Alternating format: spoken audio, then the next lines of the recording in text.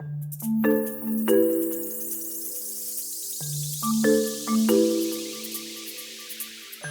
I'm Jack Tanner and I'm a London-based mixed media artist that creates 3D wall constructions which focus on the movement of physical form and colour.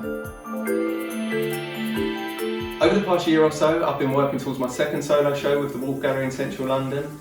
This was due to be open on the 7th of April, but unfortunately, as you can imagine, the world's currently changed, so we can't bring that to you in person. As with the rest of the world, I'm now in isolation at home, so I've transferred a lot of my materials from my much larger studio now to working in the dining room. I'll probably get in the way of the wife, but I'm glad that she's there. She's been baking at home, so that's obviously keeping me going. The only other distraction I've had is we've got 2 house rabbits and terrapin, so they've been nipping at my heels, but I'm getting used to it now.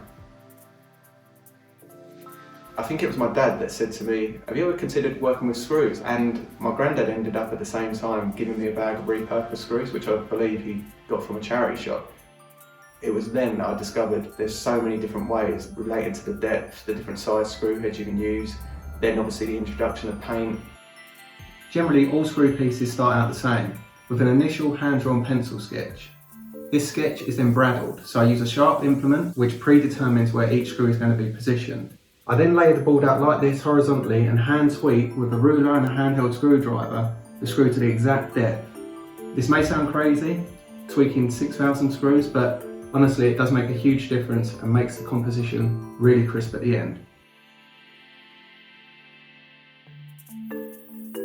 Although I view my practice as one body of work, there are definitely significant styles that are embedded within that. So first of all we have the woodcuts, which is where my interest in the perspective of the viewer came about. Looking front on, there might be a flatter, more two-dimensional quality, yet when you move across the piece, the different depths of the board are exposed and the three-dimensional quality really comes to life. That then started to inspire the screw works, the more mathematically informed artworks that I produce.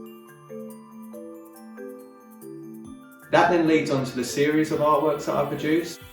They were initially inspired by the idea of transferring the viewer into the position of the artist. So when there's possibly, say, 9 panels, they can all be flipped different ways. So the viewer is then in a position where they can alter the composition.